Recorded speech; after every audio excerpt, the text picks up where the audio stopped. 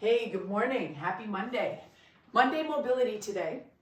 We are going to spend a little bit of time using the massage gun. So any kind of percussion tool will work for this session. If you do not have one, you might consider getting one, but at the same time, let's put this into play a little bit on Monday mobility. So get that massage gun out. I want to show you some optimal ways to use it. So get it ready and have it right there. But as usual, let's start with a little bit of foam rolling, and we're going to do what we did last week and use it a lot like a gua sha tool. And so most of you are familiar with that gua sha, G-U-A-S-H-A. You can get that on Amazon, but you can also it's a scraping. It's used to do a little scraping technique to create friction and to create mobility between the skin, the fascia, and the bone, which is osteofascial release, or between muscle and fascia and skin. So we need everything to glide, and then the mobility should work pretty perfectly. So we're gonna start down at the feet. I'm gonna use the foam roller today just to create that little bit of friction. First key area of mobility is gonna be the ankles. So you can definitely spend time on the bottom of the foot. I don't do a lot of that, but a lacrosse ball, a tennis ball, but you can also use your gua sha tool, and you can also just use the foam roller and create some friction. You're gonna feel a little bit of heat, and when you get that heat, you're gonna get better gliding and better mobility between the skin and the fascia here in the foot. So you can just move through the first ray, just a little bit through there. You can work through the big toe on the top and on the bottom because we want that mobility in the big toe for sure. That's super important. We don't talk that much about toes individually because we're usually going after the big fish, but let's work through that front side of the ankle and then up into the front side, lateral of the lower leg. I'll turn this way. And then right up to that fibular head right there. And just kind of, you can cross fiber it, and you can work along those fibularis muscles, also known as the peroneal muscles, right down into that ankle. And there's really no rules here. Create heat. Don't have to push really hard. You don't have to beat the tissue up. Sometimes if you are too hard on the tissue, I'm gonna do that same routine over here on this left side. If you're too hard on the tissue, a lot of times it will push back. So you just kind of use this analogy that if you push on someone's hand, their inclination is gonna be to create that balance and push back. So if you're just giving this freedom to the tissue, work through the bottom part of the foot, through the arch, work through that first ray and through that first big toe. You can work the top of the big toe. It's like sawing. I have some really big trees in my yard. I like to saw and clean them up a little bit. I think in my other life, I was a tree guy. Okay, through the front of the ankle, through the lower leg, and then through that whole lateral aspect of the calf, up into that fibular head. Just a little bit of heat, really encouraging the gliding. I mean, you think about it, what is a massage therapist doing? You know, they're creating friction and gliding through the tissue, all through that lower leg. God, it's all ashy. It's all dry, which is crazy because here in Colorado, we're getting a lot of rain. Through that calf muscle, and you want to just see it just kind of move around. And if it's happy and it's not too tight, you know you're doing good work because it'll show up to the party. It'll show up to work. But you want that muscle to be able to be relaxed, kind of happy. Good. All right, let's work through the front of the knee with that same kind of friction through that quad tendon just above the knee, just below the knee, starting to go into that adductor. If anybody watched PTO this weekend, the men's race, the women's race, amazing. But what we really saw on Friday, Christian Blumenfeld, first of all, mad props to the guy. He just was relentless. He is a champion. And his body, he just listened to it. He worked with it. He tried to calm down a little bit. But he had massive cramping in his adductors. And they were saying hamstring, and it definitely could have been hamstring. But from my perspective, he has been riding his road bike. And so he hasn't been in that tight little TT position. And his adductor magnus and his adductor group started acting like hip flexors. So when he wanted that big hip extension in the run, he was just stuck in that position. But massive props because he was able to get unstuck. So we always, my athletes just kind of roll their eyes at me, but let's foam roll down through the knee, work a little bit of flossing into internal rotation. And then today we're going to make sure, in honor of Christian Blumenfeld, maybe the future GOAT, but definitely an exceptional and one of the best in the world triathlete. So we're going to take that all the way up into the adductors. Foam roll. Super empowered to do this on your own, to take care of yourself. And then same thing, other side. Did I get the quad tendon on this side? Just in case I didn't, and if I missed it, we'll do it again. Left side, let's work through the quad tendon, just above the kneecap. All the quads come together there. Work that medial side, I think actually I did that. And then work through the patellar tendon down at the bottom. Get into that adductor just a little bit, and then we're gonna foam roll the adductor down by the knee. Work through that knee, make sure that we're getting that beautiful, clean internal rotation of the hip. And then we're gonna work all the way through the hip. And all the way up to the pubic bone, to that pubic ramus, the bony structure of the pelvis where the adductors attach. So we're just working through that. Make sure that that's going to be a little spicy. If you've been training, you're gonna feel that adductor as you foam roll it, okay? So now, let's put the foam roller to the side. We haven't done the upper back yet, we'll do it in a second.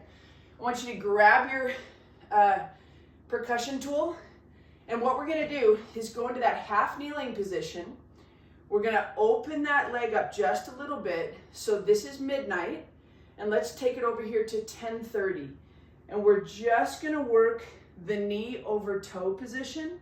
And as we do that, we're gonna take the percussion tool and we're just gonna use it through the calf muscle a little bit, but most important, we're gonna work it through the adductor, okay? So just turn it on. You probably turn it on low. And we're just gonna work, that shortens the calf. So right there, where we're in the back position, working through the belly of the muscle, using the percussion tool, working through the lateral aspect of it over here. And then so there is lengthened calf. That's gonna be nice and short, so it should actually bounce just a little bit through there. I'm gonna go down just into that posterior tib. Those are kind of deep. A little bit of soleus. Okay, now we're gonna put tension into the adductor. We're just gonna use that percussion tool through the adductors. So we're just putting tension into the adductors, using the percussion tool, and working through it. All right, same thing other side. Right leg up, take it out to 230. Knee over toe. Let's get a couple of movements here. Okay, and then let's just work through the calf. We're gonna get blood flow from this. We're gonna get a little bit of muscle activation, but for the most part, the goal is blood flow and freedom. Freedom in the tissue. All through the lateral aspect of the calf, through that fibular head, which is right up at the top, behind the knee on the lateral aspect. Work your way all the way through the calf, through the lower part of the calf. And let's go ahead, we've got that knee out to the side a little bit. working the knee over toe, and working the foam roller, the percussion tool through the adductors.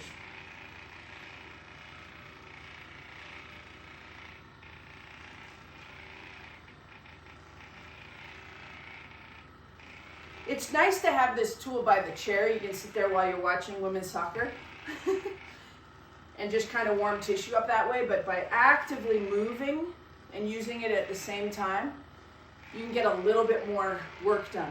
Okay, next thing. Let's go into the half kneeling. I'm going to give you that side view. So we're going to go straight down the middle. So straight down the middle, I'm just going to give you the side view. We're going to go knee over toe, but we're going to work through this glute. So as the knee goes over the toe, we're going to work all the way through this glute. So we're just getting good hip motion. Can work through the entire glute complex with that percussion tool. If you don't have a percussion tool, just go through the movement and then think about getting a percussion tool. It's a pretty good tool. Right here, you can feel right through the sits bone and then come back out of that. Right here, you can feel the bony part of the femur, the head of this big long bone, and just work through into that IT band. Nice and easy, because the glute becomes the IT band. And when you have an IT band syndrome, it's usually because that glute isn't fully functioning. It's functioning, but it could probably be doing better. Okay? Let's go ahead and do the other side. So right leg up. We're working that knee over toe position over here, and then working through the glute. I kind of like to go top to bottom because I'm trying to pull the hip joint apart a little bit, create a little bit of tension. And again, no percussion tool, no problem. Keep doing the movement, but just recognize having that percussion tool and how and when to use it is a really important part of the story.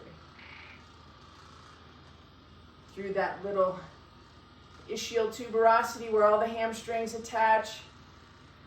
Good. You can don't go too much on the bony structures with the percussion tool. Doesn't feel good. And if you do get close to a bony structure, lighten up. I'm not putting too much pressure, letting the tool kind of do the work. Again, you don't want the tissue to fight back. It's about consistency in doing the movements. It's not about how much hammering of mobility you can get. This actually upregulates the nervous system just a little bit. And when you get an upregulation, you usually get more motion.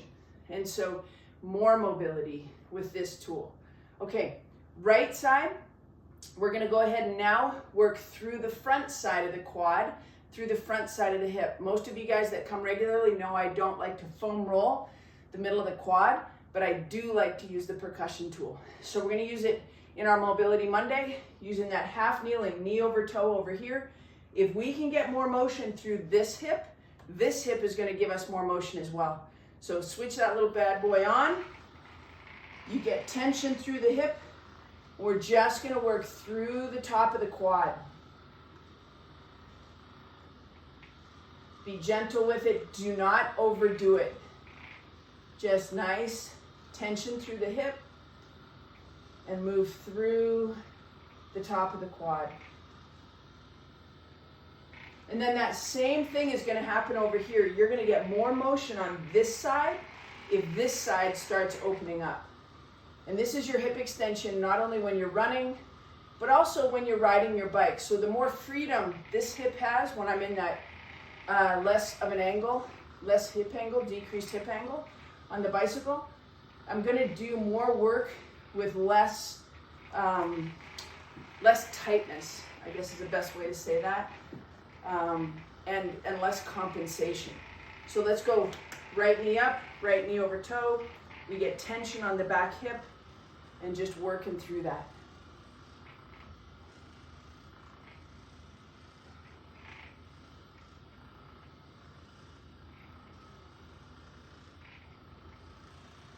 And there's no rules with this either. The biggest thing I would say is don't think you need a big hammerhead percussion tool.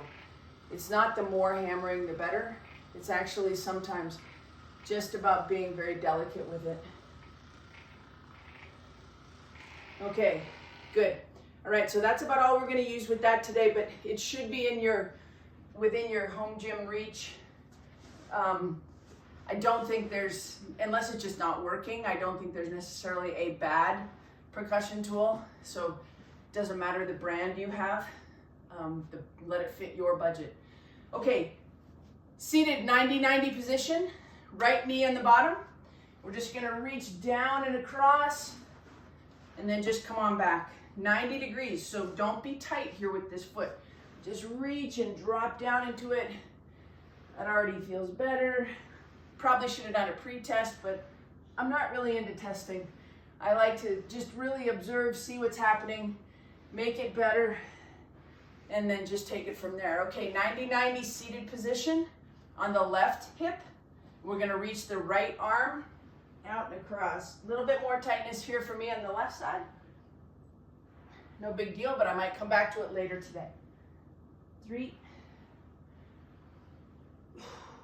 4, and 5. Okay, back to the foam roller real quick. Let's grab the foam roller.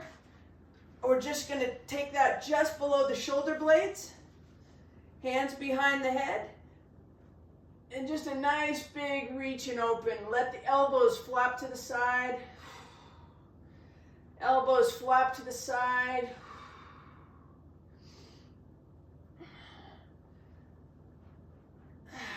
Elbows flop to the side.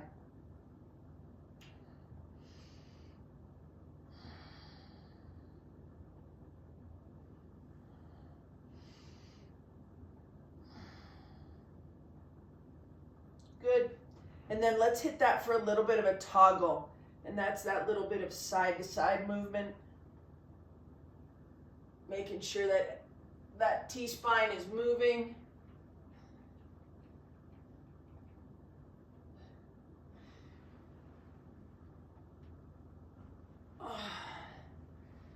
T-spine, T-spine, T-spine. Good. All right. Right there, we're going to go into a half kneeling position again, where we're reaching through the high hamstring. So right here, we were doing knee over toe. Now we're going to go knee way behind the toe. Let the hands come to the front. That should be relatively, that's not probably as easy for most people. So push the hips back, fingertips to the front, come right back, hips forward. To the front, hips forward, to the front, hips forward. High hamstring right there. Good. Same thing other side. We're starting to get that hip decoupling. It's starting to really free up. Push the hips back. Keep the chest up. That upper back mobility is going to help you decrease that tension through your lats. And once the lats are open, then the hips are going to free up. So if you really contemplate how the lats come down into this big fascia right here, which is there to protect you, but it can really inhibit hip function. So if the lats are tight and the thoracic spine is not moving, chances are very good you're not optimizing the mobility of your hips. Okay, so they all are attached for sure. Come through, hip forward, come through, hip forward. All right, a little bit more. We'll just do a little bit of lateral gliding. So heels outside of toes. And we're just gonna glide, push your hips back, glide, push your hips back. We're gonna drop. As you glide to the right, the left hip is starting to drop. That left shoulder should drop with it. Same thing other side, drops with it, drops.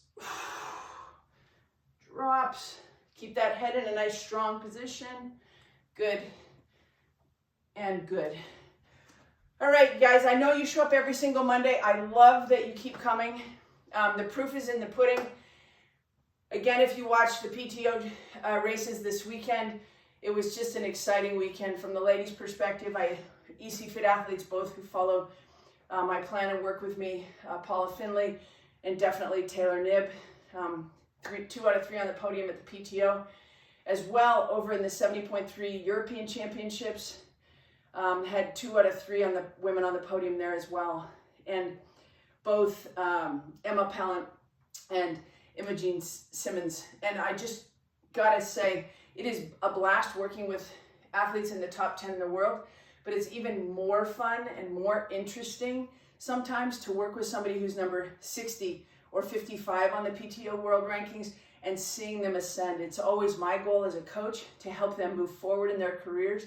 It's my goal as a coach with age groupers to see them get the gains that they want. So these little things that we're doing on Monday should become very cumulative. And just as a side note too, I think we had 3 women, at least 2 out of 5 on the USA Champs, both sprint distance, it might have been the Olympic distance, in the 60 to 65 age category as well. So super proud. I'm sure there's many more that'll all be rolling in today. Keep up the work. The proof is in the results. And thanks again for coming.